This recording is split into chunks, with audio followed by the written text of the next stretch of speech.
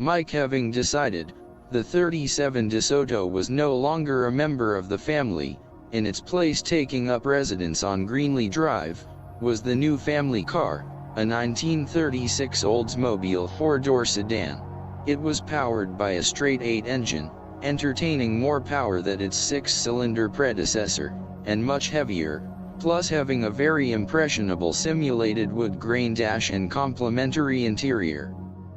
The demise of the DeSoto was predictable, taking 2 incidents to resolve the car's nemesis.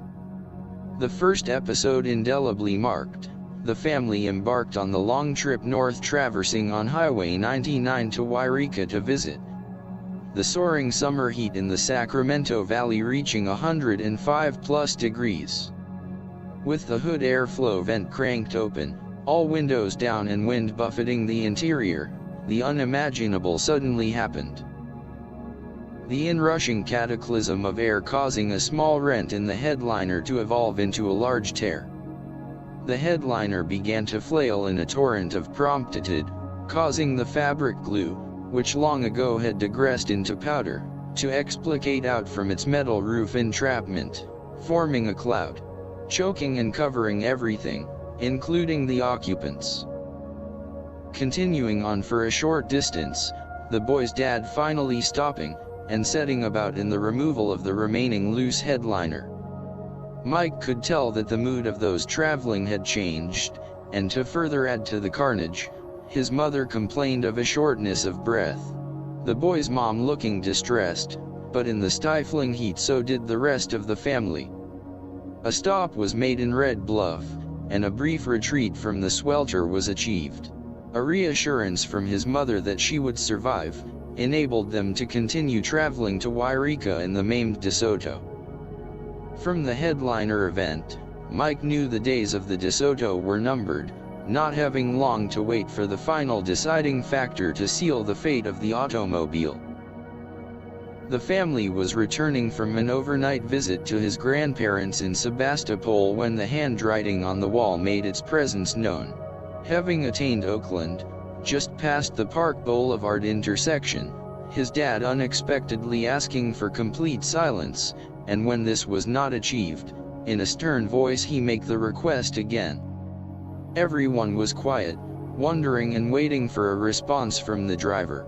The answer soon coming, a problem in the engine, his dad conjecturing that the very slight knocking resonating from the engine sounded like a rod bearing insert starting to go. Slowing the car, they continued on in silence, if for some reason it would make a difference, finally achieving their destination. Later the youth observed as his dad consulted the motor's auto repair manual for the DeSoto. His dad certain of his rationale for the problem and began his labor of repairing the car. The car parked on Greenlee Drive in front of the house, and for Mike it was the first time his dad had asked him to help. He watched the ongoing process. His job was to hand Dad the necessary tools when he was beneath the car, but being observant with a newfound interest, the draining of the oil, dropping the pan, removing the rod cap that grasped the crankshaft, replacing the bearing insert. All a new enlightenment, discovering the mechanical how and why complexity of an engine, their contour menus components, a curiosity fulfilled, initiated a decision to explore this newfound realm. Shone Avenue was a steep road with a 30-inch wide, 18-inch deep, open cement culvert that snaked down the incline along the Wilsons' property line. And with no stop signs at the intersection of Greenlee Drive, its presence having never presented a problem. A recent decision by the city to place stop sign on Shone Avenue's steep incline changed all that. Drivers stopped on the hill with a manual shift car, forgetting to slip the clutch to remain in place, sometimes killing the engine. And while trying to start up would frequently roll back, not realizing that there was a deep culvert present.